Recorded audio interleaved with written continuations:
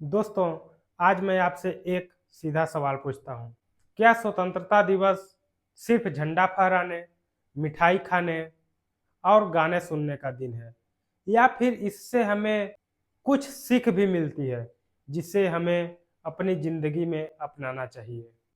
क्योंकि अगर 15 अगस्त सिर्फ एक त्योहार बनकर रह गया, तो हम उस आज़ादी की असली कीमत शायद समझ ही नहीं पाएंगे, जिसके लिए लाखों लोगों ने अपनी जान तक दे दी।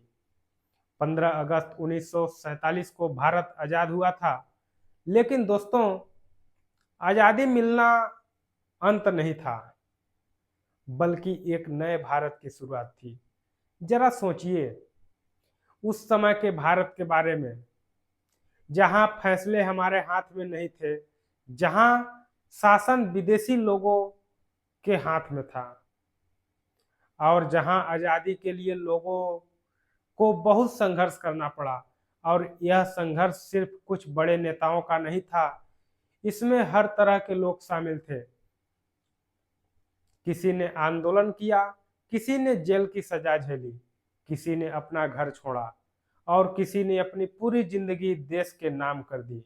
इसलिए दोस्तों, जब हम आज़ादी की बात करते हैं तो हमें सिर्फ इतिहास याद नहीं रखना चाहिए, बल्कि यह भी समझना चाहिए कि यह आज़ादी हमें एक बड़ी जिम्मेदारी देकर गई है।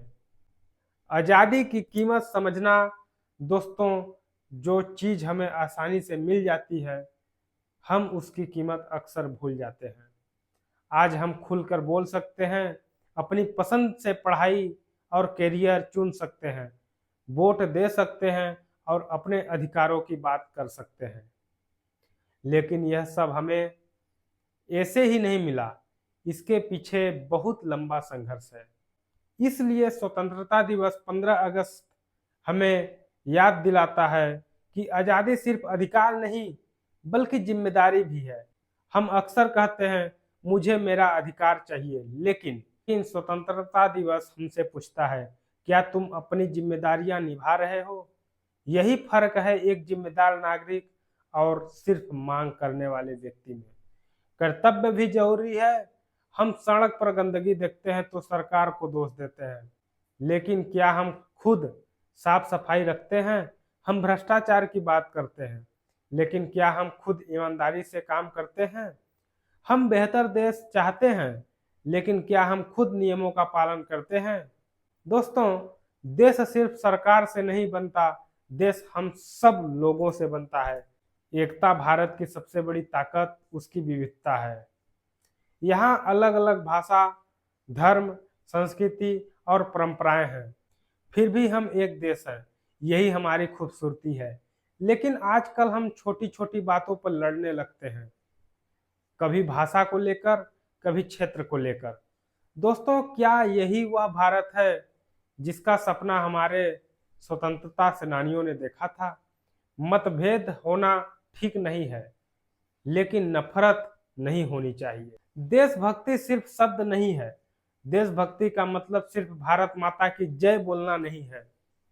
देशभक्ति का मतलब है ईमानदारी से काम करना, सार्वजनिक संपत्ति को नुकसान न पहुंचाना, पर्यावरण की रक्षा करना और दूसरों की मदद करना।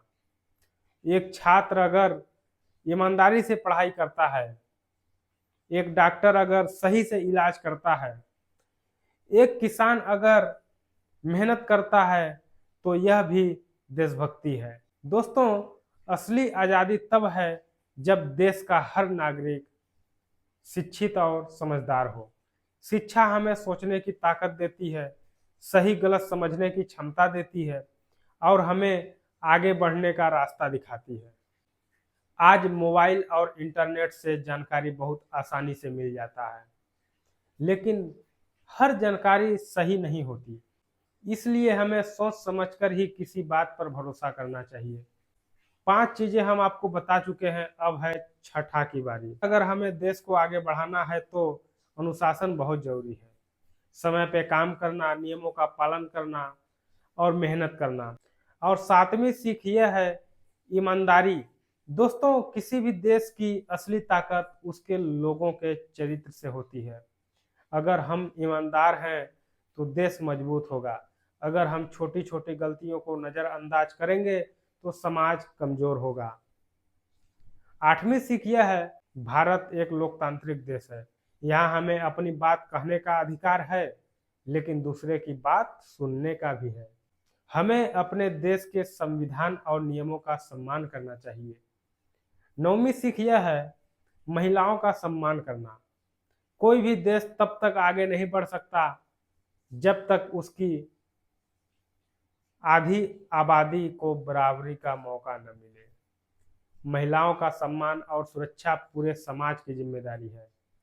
और 10वीं सीख यह है, गरीबों के प्रति संवेदनशीलता बनाए रखना। देशभक्ति सिर्फ बड़े बड़े शब्दों में नहीं होती। जब हम किसी जरूरतमंद की मदद करते हैं, किसी गरीब का साथ देते हैं, तो वह असली देशभक्ति है। और 11वीं सीख यह है, हमें पर्यावरण की रक्षा करना। दोस्तों, हमें यह भी नहीं भूलना चाहिए कि प्रकृति की रक्षा करना हमारी जिम्मेदारी है। पानी बचाना, पेड़ लगाना, सफाई रखना बहुत जरूरी है। 12वीं सीख यह है, शांति और अहिंसा। भारत की आज़ादी में शांति और अहिंसा का बहुत बड़ा योगदान रहा। इसलिए हमें भी कोशिश करनी चाहिए कि किसी भी समस्या का हल बातचीत से निकले, न कि हिंसा से। 13वीं सीख है, भविष्य पर ध्यान देना। दोस्तों, इतिहास को याद रखना जरूरी है, लेकिन उससे भी ज्यादा जरूरी भविष्य को बेहतर बनाना। हमें खुद से पूछना चाहिए, मैं अपने देश के लिए क्या कर रहा हूँ। दोस्तों, स्वतंत्रता दिवस हमें यह सिखाता है कि देश बदलने के लिए बड़े बड़े काम नहीं, बल्कि छोटे छोटे अच्छे काम काफी होते हैं। अगर हम ईमानदारी से पढ़ाई करें, सफाई रखें, दूसरे को सम्मान करें और नियमों का पालन करें, तो हम अपने देश को बेहतर बना सकते हैं। अंत में मैं आपको एक बात जरूर कहूंगा, दोस्तों, देशभक्ति सिर्फ एक दिन की बात नहीं, हर दिन की जिम्मेदारी है। तिरंगा हमें जोड़ता है, हमें याद दिलाता है कि हम एक हैं। इसलिए आज इस स्वतंत्रता दिवस पर सिर्फ शुभकामनाएं मत दीजिए, बल्कि एक छोटा सा संकल्प लीजिए कि हम अपने देश को बेहतर बनाने में अपना योगदान देंगे।